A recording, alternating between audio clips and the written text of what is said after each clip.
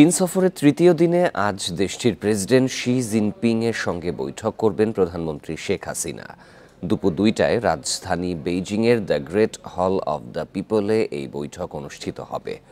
এর আগে সকাল ৯টায় প্রধানমন্ত্রী শেখ হাসিনাকে সেখানে রাষ্ট্রীয় সংবর্ধনা দেয়া হবে। পরে premier of the state council of চায়নার নেতৃত্বে একটি প্রতিনিধি পর্যায়ে আনুষ্ঠানিক বৈঠকের কথা রয়েছে। বৈঠক শেষে হবে চুক্তি ও সমঝোতা সই। সকাল 10:30টায় রাষ্ট্রীয় মধ্যাহ্নভোজে অংশ নেবেন প্রধানমন্ত্রী শেখ হাসিনা। পরে রাত ৮টায় বাংলাদেশ বিমানের বিশেষ ফ্লাইটে ঢাকার উদ্দেশ্যে রওনা হবেন। ফ্লাইটটি মধ্যরাতে ঢাকায় পৌঁছানোর কথা রয়েছে।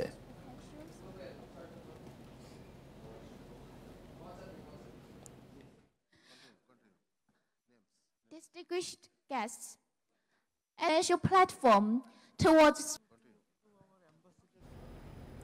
এর আগে প্রধানমন্ত্রী চীন সফরে বেসরকারি বাণিজ্যিক খাতে ১৬টি সমঝোতা সই হয়েছে। এছাড়া রোহিঙ্গা সমস্যা নিয়েও সর্বোচ্চ সহযোগিতার আশ্বাস দিয়েছে দেশটি, জানিয়েছেন পররাষ্ট্রমন্ত্রী হাসান মাহমুদ। মঙ্গলবার বেইজিংয়ে এক ব্রিফিংয়ে এসব কথা জানান মন্ত্রী। বলেন, চীনা কমিউনিস্ট পার্টির রাজনৈতিক উপদেষ্টা সংস্থা পলিটিক্যাল কনসালটেটিভ কনফারেন্সের চেয়ারম্যান ওয়াং হুনিংয়ের সঙ্গে বৈঠক করেন প্রধানমন্ত্রী। সেখানে বাণিজ্য ঘাটতি কমানো এবং মানসম্পন্ন বাংলাদেশি পণ্য আমদানিতে উদ্যোগ নেয়ার আশ্বাস দিয়েছে চীন। আজ চীনা প্রেসিডেন্টের সঙ্গে প্রধানমন্ত্রীর বৈঠকে উন্নয়ন, রোহিঙ্গা সংকট ও বাণিজ্য ঘাটতি প্রাধান্য পাবে বলেও জানান পররাষ্ট্রমন্ত্রী। বৃহস্পতিবার দেশে ফেরার কথা থাকলেও সফর সংক্ষিপ্ত করে 10 জুলাই রাতে প্রধানমন্ত্রী ঢাকা ফিরবেন বলে জানান হাসান মাহমুদ।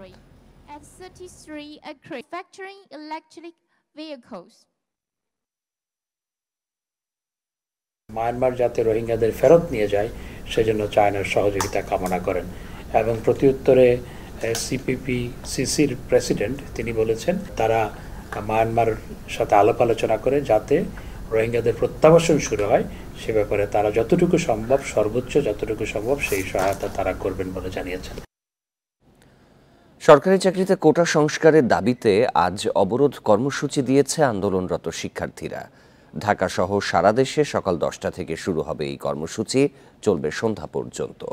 কর্মসূচির আওতায় থাকবে সড়ক ও রেলপথ।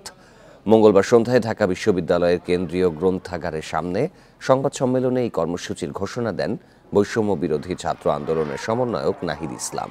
এর আগে শিক্ষার্থীদের আন্দোলনের মুখে 2018 সালে প্রথম ও দ্বিতীয় শ্রেণীর সরকারি চাকরিতে কোটা বাতিল করে সরকার, কিন্তু গত 5ই জুন হাইকোর্টের রায়ে সেই পদ্ধতি পুনর্বহাল হয়।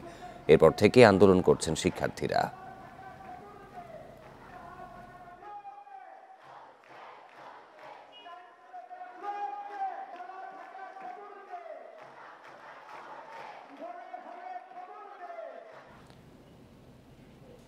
এদিকে কোটা সংস্কারের দাবিতে অবরোধের ঘোষণায় সকাল থেকেই রাজধানীর নানা স্পটে বেড়েছে গাড়ির চাপ। এই মুহূর্তে মহাখালীতে রয়েছেন সহকর্মী জাহিদুল ইসলাম, বিস্তারিত জানাবেন তিনি। জাহিদ, সড়কে গাড়ির চাপ এই মুহূর্তে কেমন দেখছেন? এখন যেহেতু অফিস আওয়ার চলছে, বিস্তারিত পরিস্থিতি জানাবেন।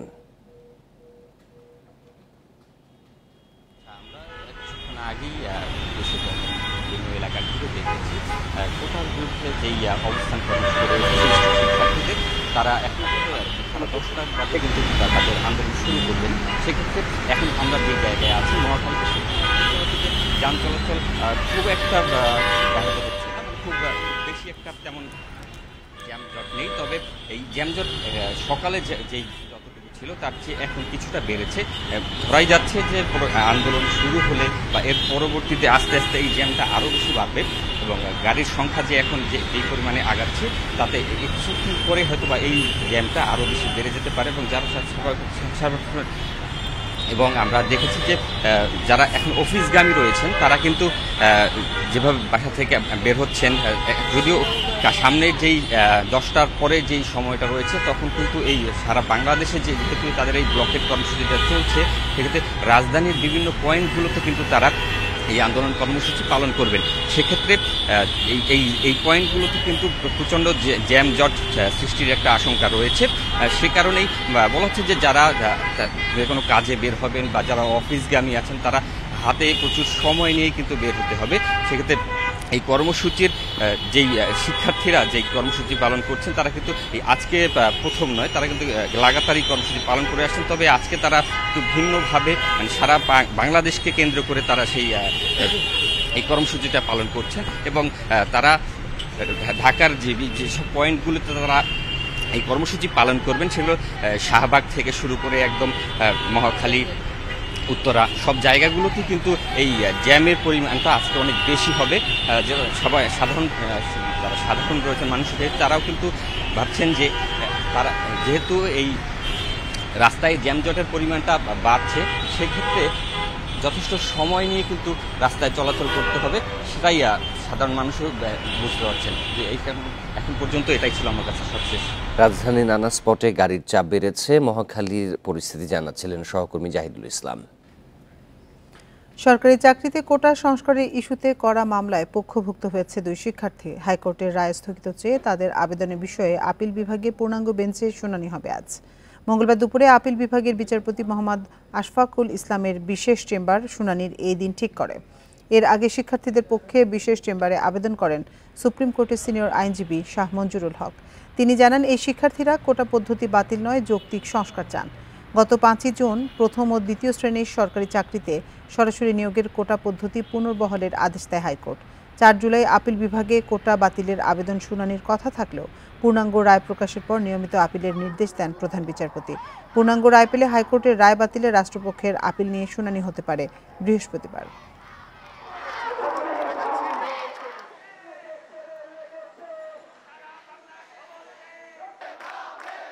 হাইকোর্ট ডিভিশনে যে জাজমেন্ট হয়েছে আপাতত সার্বিক বিবেচনায় এই জাজমেন্টটা আমরা স্টে চাচ্ছি এবং আমরা চাচ্ছি যে এটার একটা সম্মানজনক, সন্তোষজনক সমাধান হোক। আপিল বিভাগ যে সিদ্ধান্ত দিবে সেই সিদ্ধান্ত আমাদেরকে মেনে নিতে হবে। আমরা এই প্রেয়ার নিয়ে আসছি, আগামীকালকে হিয়ারিং হবে, এটা আগামীকালকে লিস্টিং করা হয়েছে। সরকারি চাকরিতে কোটা নিয়ে মুক্তিযোদ্ধার সন্তান ও রাষ্ট্রপক্ষের মামলায় এবার পক্ষভুক্ত হয়েছে ঢাকা বিশ্ববিদ্যালয়ের 2 শিক্ষার্থী। কোটা সংস্কার চেয়ে তাদের আদালতে যাওয়াকে যৌক্তিক বলছেন আওয়ামী লীগ সাধারণ সম্পাদক ওবায়দুল কাদের। কোটা নিয়ে সব পক্ষের বক্তব্য শুনে ন্যায় বিচার আশা করছেন আইনমন্ত্রী আনিসুল হক।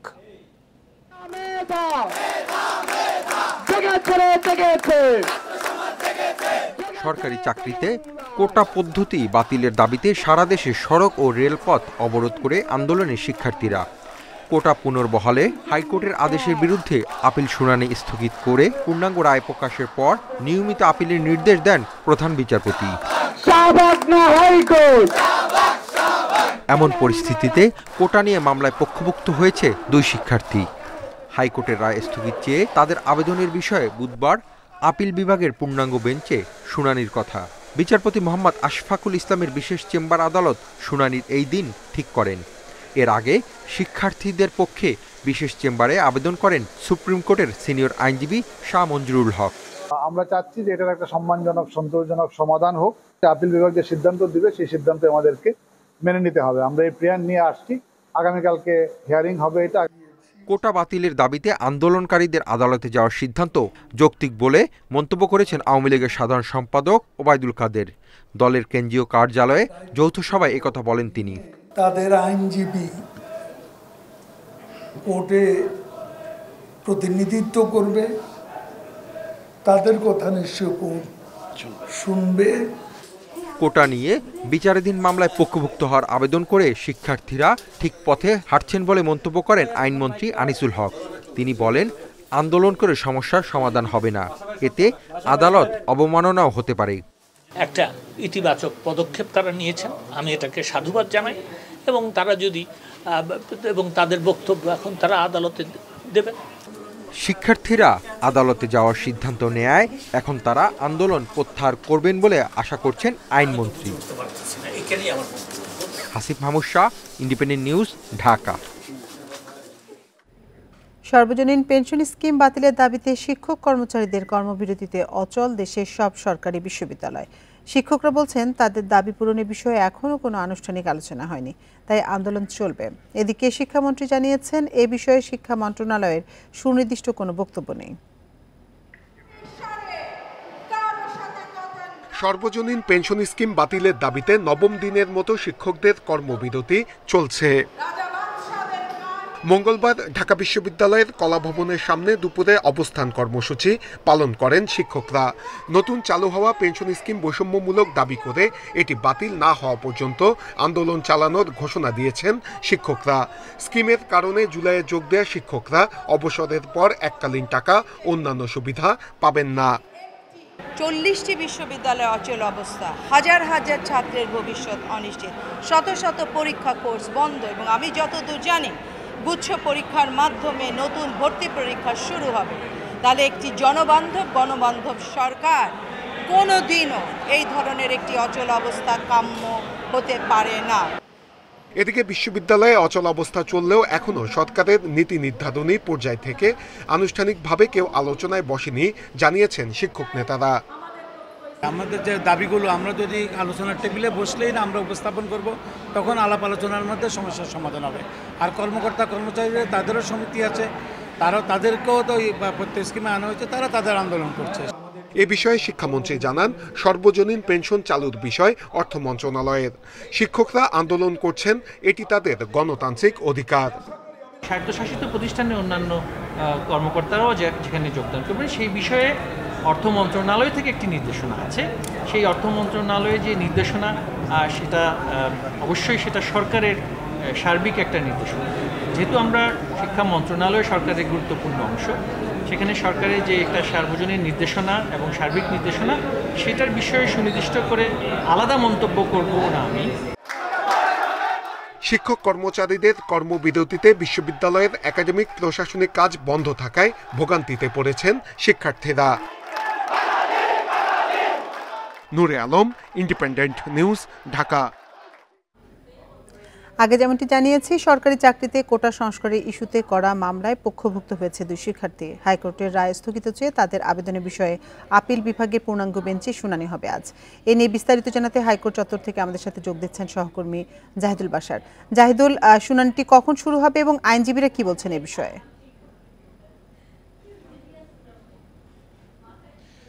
দেখুন, আর কিছুক্ষণের মধ্যেই কিন্তু আজকে প্রধান বিচারপতির নেতৃত্বে আপিল বিভাগের বেঞ্চে গুরুত্বপূর্ণ এই বিষয়টি উঠছে।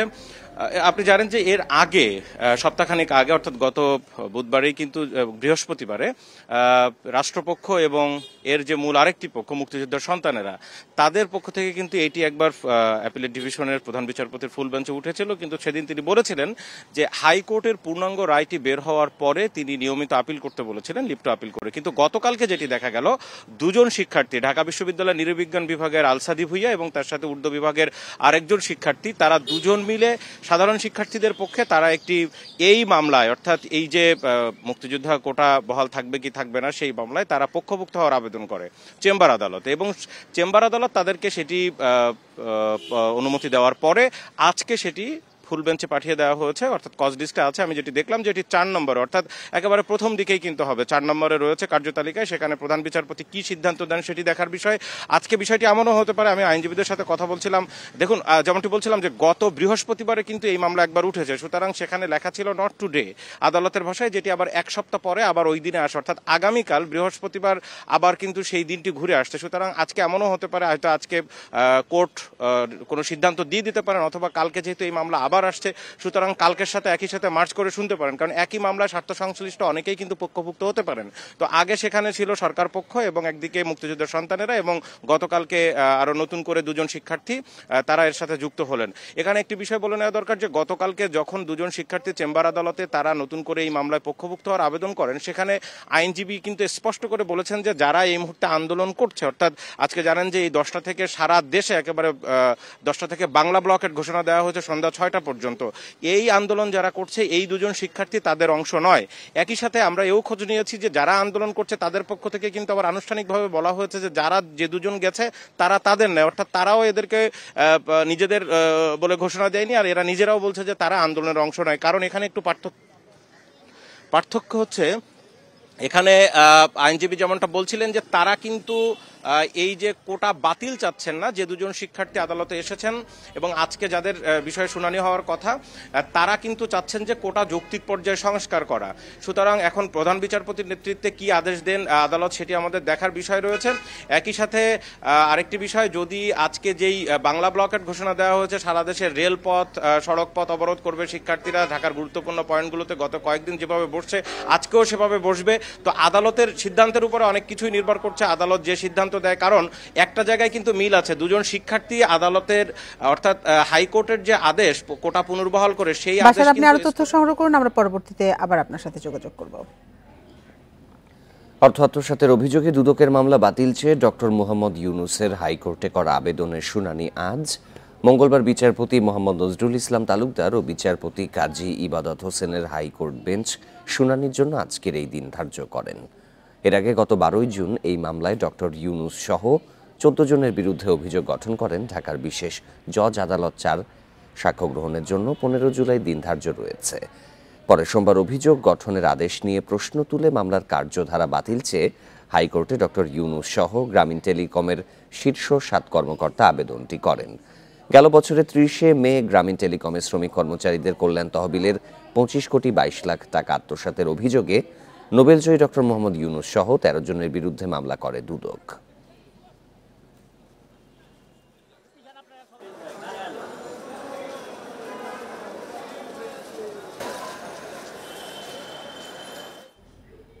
প্রশ্ন ফাঁসের দায় স্বীকার করলেন পিএসসির আলোচিত গাড়ি চালক আবেদ আলী। মঙ্গলবার বিকেলে ঢাকার মেট্রোপলিটন ম্যাজিস্ট্রেট আদালতে স্বীকারোক্তিমূলক জবানবন্দি দেন 6 আসামি।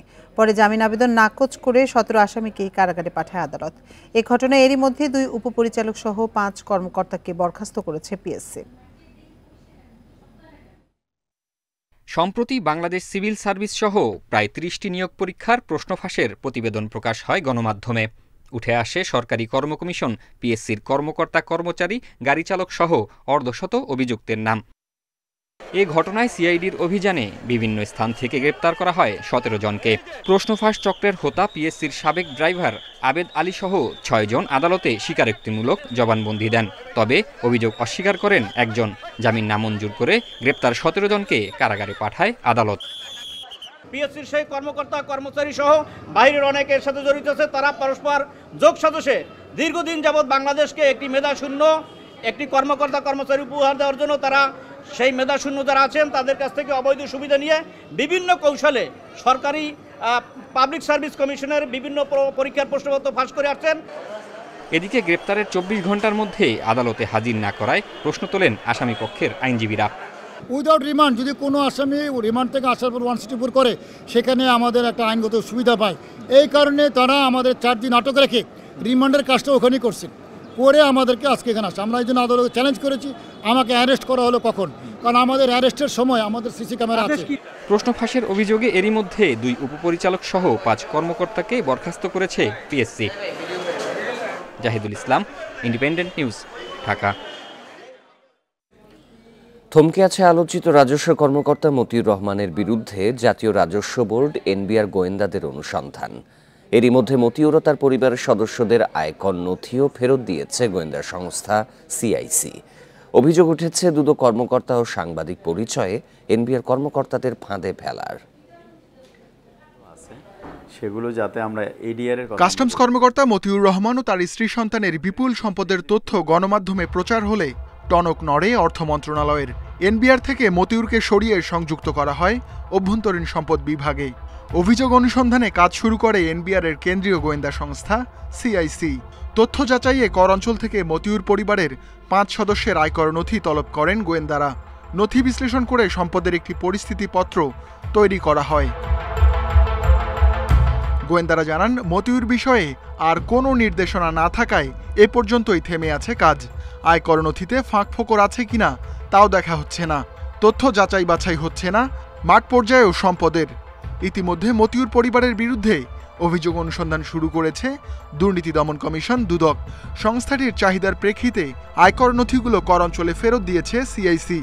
হঠাৎ করে থেমে যাওয়া যদি এটা একটা স্থায়ী রূপ ধারণ করে এবং বাস্তবে যদি এটাতে কোনো অগ্রগতি না হয়, তাহলে ধরে নিতে হবে যে এটা শুধুমাত্র প্রশ্নবিদ্ধ নয়, এটা আসলে লোক দেখানো কিনা। পেছনে যারা সুরক্ষাকারী আছেন, অংশীদার আছেন, তাদের প্রভাবটা এখানে কাজ করবে কিনা সেই বিষয়টা।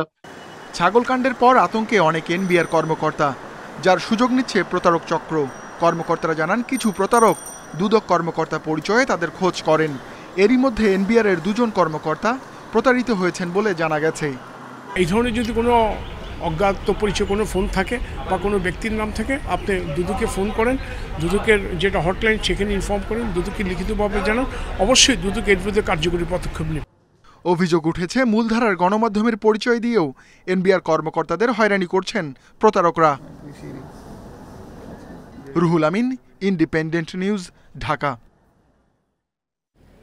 ঢাকা দক্ষিণ সিটি কর্পোরেশনের কর্মকর্তার স্বাক্ষর জাল করে সড়ক খননের অনুমতিপত্র তৈরি করা হয়। রাজধানীর লালবাগে ওয়াসার খোঁড়াখুড়ির সময় ওই অনুমতিপত্রকে চ্যালেঞ্জ করে ডিএসসিসি। তখনই জালিয়াতির বিষয়টি ধরা পড়ে। এ নিয়ে ওয়াসার কাছে 13,71,000 টাকা ক্ষতিপূরণ চেয়েছে কর্পোরেশন। তবে ওয়াসা স্বাক্ষর জালিয়াতির দায় চাপিয়েছে ঠিকাদারের ওপর। লালবাগে শহীদ আব্দুল আলিম খেলার মাঠ লাগোয়া সড়ক খুঁড়ছিল ঢাকা ওয়াসা। সিটি কর্পোরেশনের কর্মীরা চ্যালেঞ্জ করলে অনুমতিপত্র দেখায় তারা। সন্দেহ হলে ডিএসসিসির কর্মীরা নির্দিষ্ট কর্মকর্তাকে ফোন করেন। জানা যায় কোনো অনুমতি দেননি তিনি। এরপরই খননের যন্ত্রপাতি জব্দ করা হয়। ডিএসসিসি জানায় ওয়াসাকে 24 থেকে 30 এপ্রিল পর্যন্ত খননের অনুমতি দেয়া ছিল। সে সময় কাজ না করে আবারও অনুমতি চায় তারা। না দেয়ায় স্বাক্ষর জাল করে নতুন কাগজ বানায়। আমার সহকারী প্রকৌশলী অনুমতিপত্র দেখায়। সহকারী প্রকৌশলী অনুমতিপত্র দেখার পরে আমাকে ফোনে জানাইছেন যে স্যার আপনার অনুমতিপত্র তারা একটা দেখাচ্ছে। তা আমি তাকে ফোনেই বললাম যে অনুমতি আমি এটা দেই নাই, তুমি অনুমতিপত্রটা আমাকে একটু হোয়াটসঅ্যাপে পাঠাও। হোয়াটসঅ্যাপে যখন সে আমাকে পাঠালো আমি নিশ্চিত হলাম যেহেতু আমার স্বাক্ষরটা জাল করছে, আমি আমার স্বাক্ষরটা তো অবশ্যই ভালো করে চিনি। এ বিষয়ে লালবাগ থানায় অভিযোগ দিয়েছে সিটি কর্পোরেশন। 13,71,000 টাকা ক্ষতিপূরণ চেয়ে চিঠি দিয়েছে ওয়াসাকে। এরকম ন্যাক্কারজনক, দুঃখজনক, অনাকাঙ্ক্ষিত কার্যক্রমে যদি কেউ লিপ্ত হয় তাহলে সমন্বয়ের আসলে কোনো সুযোগ নেই। আমরা এ ব্যাপারে কঠোর ব্যবস্থা নিব। আমি আশা করব যে সেই ঢাকা ওয়াসার সংশ্লিষ্ট কর্মকর্তাদের বিরুদ্ধে ব্যবস্থা নিতে। ওয়াসার দাবি জালিয়াতির পুরো দায় ঠিকাদারের। বলেছেন স্যার আমরা জানতাম না, এখন তদন্ত কমিটি করে তদন্ত করে আমরা বিষয়টা দেখতেছি। সিটি কর্পোরেশন এখন আমাদের কাছে নর্মাল রেট থেকে 5 টাইমস জরিমানা চাইছে। আমরা সেটা কন্ট্রাক্টরকে বলে দিব তুমি দিতে হবে, যেহেতু সে আমাদের না জানায় কাজ করছে, সে রেসপন্সিবল। অভিযুক্ত ঠিকাদার সিস্টেম ইঞ্জিনিয়ারিং লিমিটেডের পরিচালক সৈয়দ আবু জাফরের বক্তব্য জানতে কয়েকবার ফোন করেও পাওয়া যায়নি। এই ঘটনার দিন কয়েক আগে যাত্রাবাড়িতে ঢাকা চট্টগ্রাম মহাসড়কেও খনন করে ওয়াসা। এর বিরুদ্ধেও অভিযোগ দেয় city corporation. Ikramul Kabir, independent news, Dhaka. Dhaka elevated এক্সপ্রেসওয়েতে যানবাহন চলাচলের সর্বোচ্চ গতিসীমা ঘন্টায় 60 কিলোমিটার মানছে না কেউই। বিশেষজ্ঞরা বলছেন ফাঁকা সড়কে গতি মাত্র 60 কিলোমিটার বেঁধে দিয়ে সরকার সবাইকে আইন ভঙ্গকারী বানাচ্ছে। অবশ্য গতিসীমা বাড়ানোর কথা বলছেন সড়ক সচিব।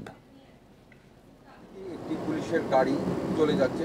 ঢাকা এলিভেটেড এক্সপ্রেসওয়েতে যানবাহন চলাচলের সর্বোচ্চ গতিসীমা ঘন্টায় 60 কিলোমিটার ঠিক করেছে সড়ক বিভাগ, কিন্তু তা মানছে না কেউই। 60 হলে তাও কিন্তু কেউ মানছে না। আমাদের পাশ থেকে একটি গাড়ি চলে গেল, এটি কিন্তু 60-এর অধিক গতিতে গিয়েছে এবং তারপরে আরও একটি গাড়ি যাচ্ছে। বিশৃঙ্খলা না কমিয়ে গতির লাগাম টেনে কখনো দুর্ঘটনা কমানো সম্ভব নয় বলে মনে করেন বিশেষজ্ঞরা। তারা বলেন গতি কমিয়ে সড়ক ব্যবহারের সুফল কমানো হচ্ছে। গতি কমিয়ে কখনো কিন্তু উন্নয়ন হয় না, বরঞ্চ অর্থনৈতিক উপযোগিতা অনেক নষ্ট হয়ে যায়। ঢাকা এলিভেটেড এক্সপ্রেসওয়েতে 2টা দুর্ঘটনা ঘটেছে, কারণ জানলাম না, দিয়ে দিলাম 60 কিলোমিটার পার আওয়ারে। আমি ব্যর্থহীন ভাষায় বলতে পারি কোনো গাড়ি 60 কিলোমিটারে চলে না। প্রতিটা ড্রাইভারকে আমি ভায়োলেটর বানাচ্ছি। সড়ক সচিব জানান ঢাকা এলিভেটেড এক্সপ্রেসওয়েতে যানবাহনের গতি পর্যবেক্ষণ করা হচ্ছে। নির্দেশ অমান্যে শিগগিরই মামলা করা শুরু হবে। 60 নয়, কিন্তু এটা 120-এর গতি থেকে গাড়ি চালানো রাস্তায় এটা হয়ে গেছে। যে সমস্ত ড্রাইভার সচেতন তারা মেনে চলছে, যারা অসচেতন তারা হয়তো অনেক সময় মানছে না। প্রয়োজনে গতিসীমা কিছুটা বাড়ানো হতে পারে বলেও জানান সড়ক সচিব। Hasib Mahmud Shah, independent news, Dhaka.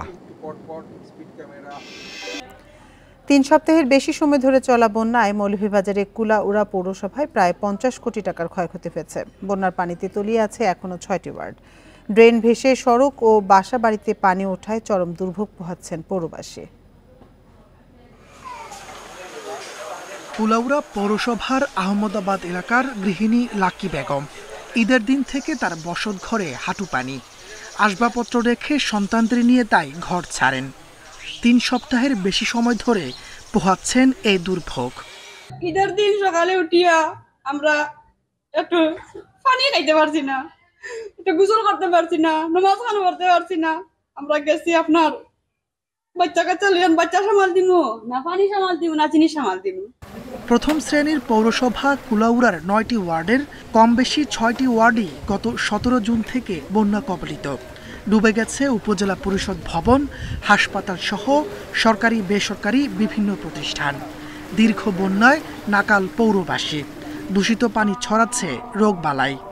এই পানিতে অনেক রোগ সৃষ্টি হয়, ফাওয়ে, খাজলি, গুঠা গাঠা উঠিয়া ডায়েরি, এরপরে আপনার চলাফেরা খুবই কষ্ট। খুব কষ্ট আছে গরম, আমরা কেউ দেখরাও না, জিকেরাও না, আমরা কেউ মাথায়রাও না। চলমান বন্যায় পৌরসভার 18 কিলোমিটার সড়ক, 12 কিলোমিটার ড্রেন, 10টি শিক্ষা প্রতিষ্ঠান ও 1000 ঘরবাড়ি এখনো পানিতে তলিয়ে আছে। আমরা আমাদের নিজস্ব তহবিল থেকে আমরা খাদ্য সহায়তা দিয়ে যাচ্ছি। এই যে দীর্ঘ সময় এত সংখ্যক লোকের তুলনায়, এই 3 সপ্তাহের অধিক সময়ের তুলনায় আসলে বরাদ্দ অনেক কম। এলজিআরডি মন্ত্রণালয় আমরা সেইখানে প্রস্তাব রেখেছি যে এই রাস্তাগুলো ফ্লাড লেভেলে যাতে করা যায় সেই রকম ব্যবস্থা।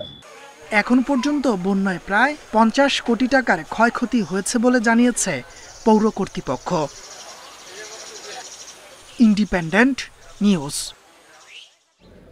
বন্যা পরিস্থিতি সবশেষ তথ্য জানাতে সিলেট ও জামালপুর থেকে আমাদের সাথে যোগ দিচ্ছেন সহকর্মীরা। শুরুতে যাচ্ছি সিলেটে, সেখানে আছেন আমাদের সহকর্মী রানা মজুমদার। রানা, আগে দেখা যেত যে বৃষ্টি থামার 2-4 দিনের মধ্যেই সিলেট অঞ্চলে বন্যার পানি নেমে যেত, এখন বেশ সময় লাগছে বন্যার পানি নামতে। এ বিষয়ে পানি উন্নয়ন বোর্ড কি বলছে?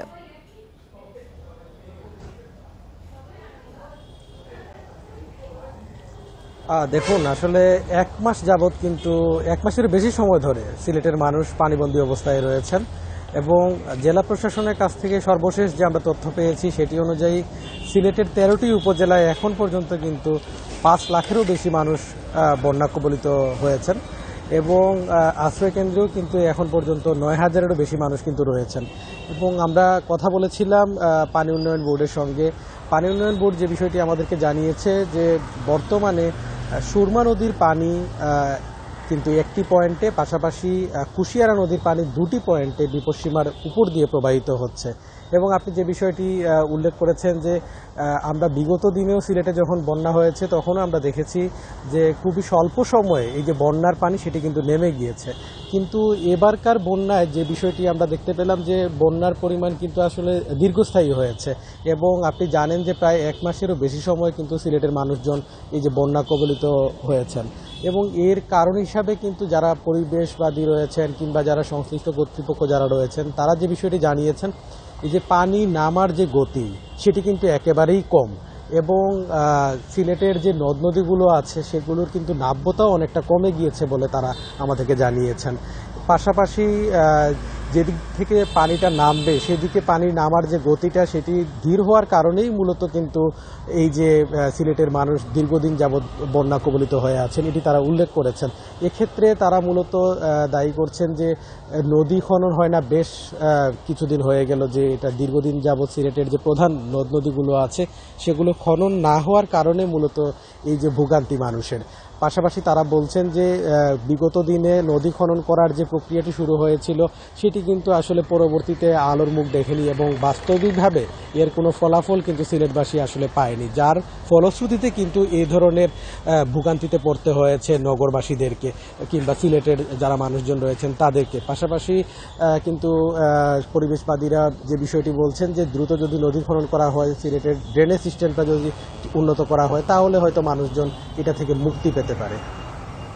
রানা, আপনি সাথে থাকুন। এবার আমরা যেতে চাচ্ছি জামালপুরে, সেখানে আছেন আমাদের সহকর্মী সাইমুম সাব্বির শোভন। সাইমুম, আমরা সিলেটের পরিস্থিতি শুনছিলাম, জামালপুরে বন্যা পরিস্থিতি সবশেষ কি তথ্য আপনার কাছে আছে? এখনো কোন কোন এলাকার মানুষ সেখানে পানিবন্দী আছেন?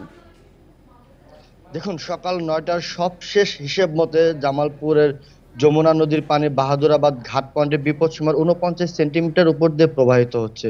তো পানি উন্নয়ন বোর্ড যেটি বলছে যে এই বন্যার পানি কমতে সময় লাগবে আরো 3-4 দিন। তো সবশেষ যে জেলা প্রশাসনের যে হিসেব রয়েছে সেটাতে জামালপুরের দেওয়ানগঞ্জ পৌরসভা সহ 6 উপজেলার প্রায় 40টি ইউনিয়নের 60,000 পরিবারের 2.5 লাখ মানুষ কিন্তু এখন পানিবন্দী রয়েছে। তো জেলা প্রশাসন যেটি বলছে যে তারা পর্যাপ্ত ত্রাণ বিতরণ করেছেন, পর্যাপ্ত ত্রাণ মজুদ আছে।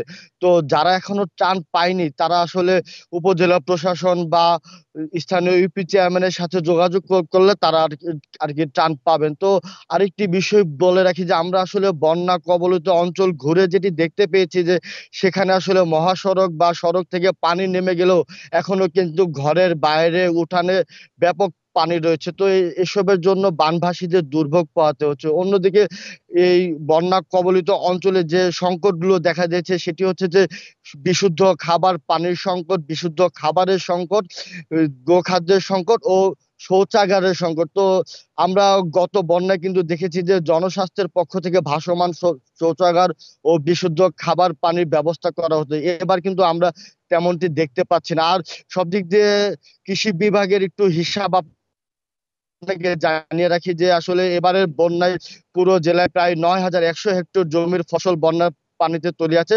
সবচেয়ে বেশি ক্ষতিগ্রস্ত হয়েছে পাট, 6,900 হেক্টর জমির পাট। তো সব মিলিয়ে দেখা যায় যে আসলে বন্যায় দুর্ভোগ বাড়ছে, ক্ষতি বাড়ছে, বানভাসীরা ব্যাপক দুর্ভোগে রয়েছে। মূলত এই ছিল আমার কাছে সার্বিক তথ্য। সিলেট ও জামালপুর থেকে বন্যা পরিস্থিতির সবশেষ তথ্য জানাচ্ছিলেন আমাদের সহকর্মীরা। 8 বছর ধরে অপরিসর ভবনে চলছে পটুয়াখালীর কলাপাড়ার সিনিয়র জুডিশিয়াল ম্যাজিস্ট্রেট আদালত ও সিনিয়র সহকারী জজ আদালতের কার্যক্রম। এজলাস কক্ষে আইনজীবীদের বসার জায়গাও সীমিত। জায়গা সংকটের কারণে ভোগান্তি পোহাতে হচ্ছে বিচার প্রার্থীদের।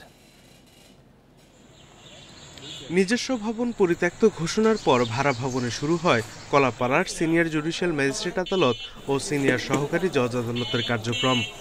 তবে ভালোভাবে আদালতের কার্যক্রম চালানোর মতো পর্যাপ্ত জায়গা নেই এই ভবনে। এজলাস কক্ষে আসামির ডকে দাঁড়ানোর জন্য নেই তেমন কোনো জায়গা। আইনজীবীদের বসার জায়গাও অপরিসর। মামলার গুরুত্বপূর্ণ নথিপত্র রাখাও কঠিন। আদালতের সামনে নেই ফাঁকা জায়গা। তাই নিচতলা থেকে 3 তলা পর্যন্ত সিঁড়িতে গা ঘেঁষে দাঁড়িয়ে অপেক্ষা করতে হয় বিচার প্রার্থীদের। আমরা মামলার তারিখের জন্য আসি, সিঁড়ির উপর দাঁড়ায় থাকতে আমাদের অনেক কষ্ট হয়। চাপাচাপি নথিপত্র রাখার জায়গা না থাকার কারণে নথি যেমন নিরাপত্তাহীনতায় থাকে তেমনিভাবে এগুলো এলোমেলো হয়ে যায় বারবার।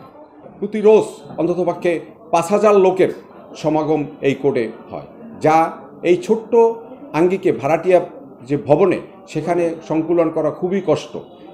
তবে দ্রুতই আধুনিক আদালত ভবন নির্মাণের আশ্বাস দিচ্ছে উপজেলা প্রশাসন। নতুন এবং আধুনিক আদালত ভবন নির্মাণের জন্য আমরা ইতিমধ্যে আলোচনা শুরু করেছি।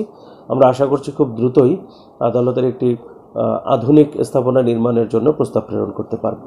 প্রতিদিন প্রায় 5,000 মানুষের সমাগম হয় কলাপাড়া সিনিয়র জুডিশিয়াল ম্যাজিস্ট্রেট আদালত ও সিনিয়র সহকারী জজ আদালতে। Independent news.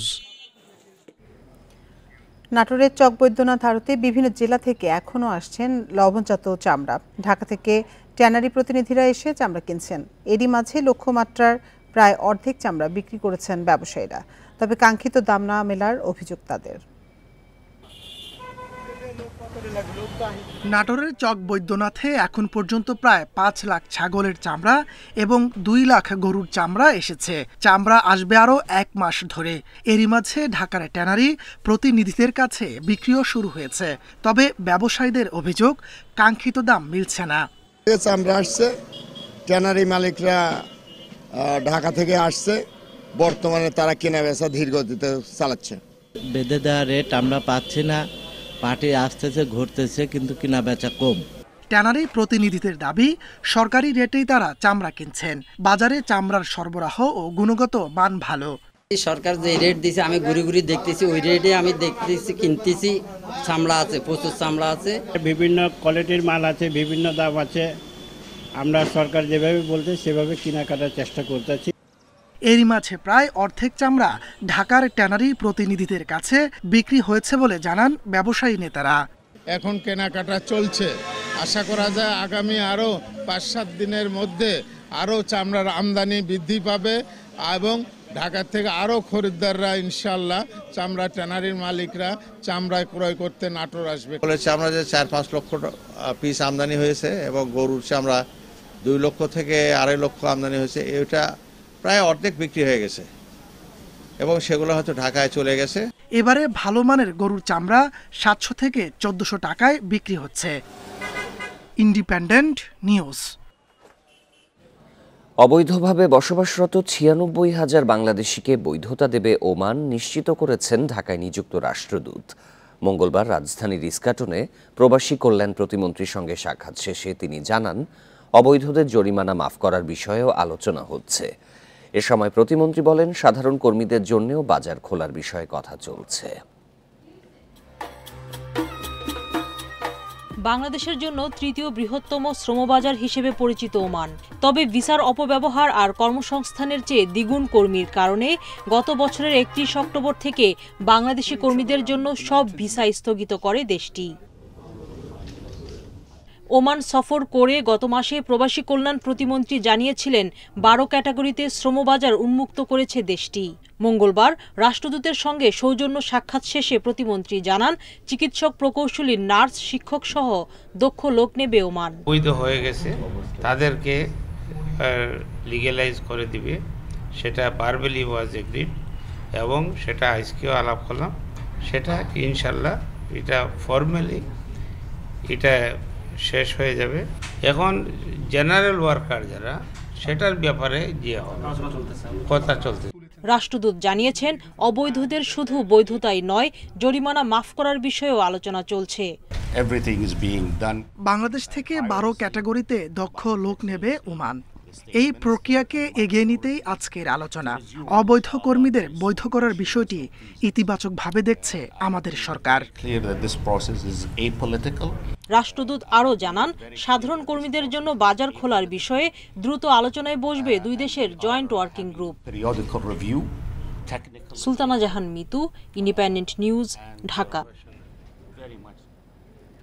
দেশে এখন গ্যাসের ঘাটতি কমপক্ষে 100 কোটি ঘনফুট, যা থাকবে আরও 4 বছর। তবে জ্বালানি প্রতিমন্ত্রী বলছেন, 2027 সালের পর যাতে সংকট না থাকে সে পরিকল্পনা করছে সরকার। তিনি জানান, গ্যাসের স্থানীয় উত্তোলন এবং এলএনজি আমদানির মাধ্যমে সরবরাহ বাড়বে। যদিও বিশেষজ্ঞরা বলছেন, নিজস্ব গ্যাসের সম্ভাবনা থাকায় দীর্ঘমেয়াদে আমদানি নির্ভরতা থেকে সরে আসা উচিত। পরিবহন, শিল্প আর বিদ্যুতে গ্যাসের চাহিদার সঙ্গে পাল্লা দিয়ে বাড়েনি দেশীয় উত্তোলন। তাই 2018 সালে তরলায়িত প্রাকৃতিক গ্যাস এলএনজি আমদানি শুরু হয়। তবে 2 ভাসমান টার্মিনালের মাধ্যমে আমদানি আর দেশীয় মোট 300 কোটি ঘনফুট গ্যাসেও চাহিদা মেটে না। শিল্প খাতে গ্যাস সংকটে ব্যাহত হচ্ছে উৎপাদন, বিদ্যুৎ খাতেও চাহিদা মতো মিলছে না। এমন অবস্থায় জ্বালানি বিভাগ মনে করছে 2028 সাল নাগাদ গ্যাসের চাহিদা ছাড়াবে 600 কোটি ঘনফুট। নতুন 2 ভাসমান এলএনজি টার্মিনালের মাধ্যমে সরবরাহ বাড়বে 100 কোটি ঘনফুট, বাকিটা আসবে 146টি গ্যাস কূপ খননের মাধ্যমে। কূপ খনন 146টার কাজ চলমান আছে এখন, সাথে শ্যালোসি এবং ইম্পোর্ট গ্যাস, এগুলি সবকিছু মিলিয়ে আমরা চেষ্টা করছি 27 সালের পরে যাতে আমাদের গ্যাসের কোনো প্রবলেম নয়। এই গ্যাস, কারণ ওখানে তখন 6000 MMC অফ গ্যাস লাগবে। কাতারের সঙ্গে চলমান চুক্তির আওতায় বছরে 25 লাখ টন পর্যন্ত এলএনজি আসছে। আরেক চুক্তির মাধ্যমে 2026 সাল থেকে মিলবে আরও 18 লাখ টন। যদিও বিশেষজ্ঞরা বলছেন, জ্বালানি নিরাপত্তা নিশ্চিতে আমদানি নয়, স্থানীয় গ্যাসে সর্বোচ্চ গুরুত্ব দিতে হবে। দেশীয় উৎস এবং আমদানি দুটো একত্রে চালিয়ে গিয়ে পর্যায়ক্রমে আমদানিটা কমিয়ে দেশীয় উৎসটাকে বাড়িয়ে আপনার এমন একটা পর্যায়ে নিয়ে আসা সম্ভব যখন আমাদের পুরো চাহিদাটা আমরা দেশীয় উৎস থেকে পাবো। তার কারণ আমরা জানি যে বাংলাদেশ একটা গ্যাস সমৃদ্ধ এলাকা। পেট্রোবাংলার তথ্য মতে স্থলভাগে উত্তোলনযোগ্য গ্যাসের মজুদ আছে ৮ ট্রিলিয়ন ঘনফুটের বেশি। তবে পর্যবেক্ষকদের মতে স্থলভাগে এবং সমুদ্রে উল্লেখযোগ্য পরিমাণ অনাবিষ্কৃত গ্যাস মজুদ আছে। Hari Saha, independent news, Dhaka. নানা ধরনের রোবট তৈরি করে এলাকায় ব্যাপক পরিচিতি পেয়েছে কুষ্টিয়ার ১০ম শ্রেণীর শিক্ষার্থী রাতুল। তার তৈরি রোবট কাজ করবে ব্যাংকের নিরাপত্তা কিংবা রেস্তোরাঁতে। এছাড়া ইভিএম সহ নানা যন্ত্র আবিষ্কার করে সাড়া ফেলেছেন তিনি। ক্ষুদে বিজ্ঞানীর এসব কাজে সহায়তার কথা জানিয়েছে প্রশাসন। রোবটটির নাম তিলু, কথা বলে বাংলায়, প্রশ্ন করলে দিতে পারে উত্তরও। তোমার নাম কি? আমার নাম তিলু। ব্যাংকের নিরাপত্তায় রোবট তৈরির আইডিয়া আসে কাজী নওশাদ হাসান রাতুলের মাথায়। সেই ভাবনা থেকেই তিলুকে তৈরি করেন তিনি। ওয়েটার রোবট, এমনকি নতুন ইলেকট্রনিক্স ভোটিং মেশিনও আছে তার উদ্ভাবনী তালিকায়। করোনা মহামারীতে যখন বাড়ির বাইরে যাওয়া নিষেধ, সে সময় রোবট তৈরি শুরু করেন কুষ্টিয়ার কুমারখালী এমএন পাইলট মাধ্যমিক বিদ্যালয়ের ১০ম শ্রেণীর শিক্ষার্থী রাতুল। দীর্ঘ চেষ্টার পর সফল হন তিনি। প্রোগ্রামিং, এই রোবোটিক্স এইগুলা নিয়ে আর কি তৈরি করতে শিখাইছে এবং তারপরেই আমি আমার মতো আইডিয়া মতো আমার প্রজেক্টগুলো আমি তৈরি করি আর। তবে অর্থ সংকটে গতি কমে যায় রাতুলের এসব উদ্ভাবনী কাজে। নতুন যন্ত্রপাতি কেনা কষ্টসাধ্য হওয়ায় সরকারের সহায়তা চান তার পরিবার। খরচ হয়, এই খরচগুলো আমার পক্ষে আসলে বহন করা সম্ভব না। আমি ন্যাশনাল লাইফ ইন্স্যুরেন্সে চাকরি করি, আমি যে টাকা ইনকাম করি আসলে ওর পক্ষে ওকে খরচ বেয়ার করতে আমার অনেক টাফ। খুদে এই বিজ্ঞানীকে সরকারের পক্ষ থেকে সব ধরনের সহযোগিতার আশ্বাস দিয়েছেন উপজেলা নির্বাহী কর্মকর্তা। আমাদের পক্ষ থেকে আমরা যতটুকু করার বা সরকারের থেকে যতটুকু করার আমরা করব। রাতুল যদি আমাদের কাছে যে কোনো ধরনের আবেদন করে আমরা সেগুলো যথাযথ কর্তৃপক্ষের কাছে আমরা ফরওয়ার্ড করব। এখন পর্যন্ত ১৯টি বিজ্ঞান বিষয়ক প্রতিযোগিতায় অংশ নিয়ে সবকটিতেই প্রথম হয়েছেন কুষ্টিয়ার খুদে বিজ্ঞানী খ্যাত রাতুল। Independent news. এই ছিল বিরতিহীন সংবাদে। ইন্ডিপেন্ডেন্ট টেলিভিশনের সব খবরে বিস্তারিত জানতে চোখ রাখুন ফেসবুক, ইউটিউব এবং এক্সে। এতক্ষণ সাথে থাকার জন্য ধন্যবাদ সবাইকে।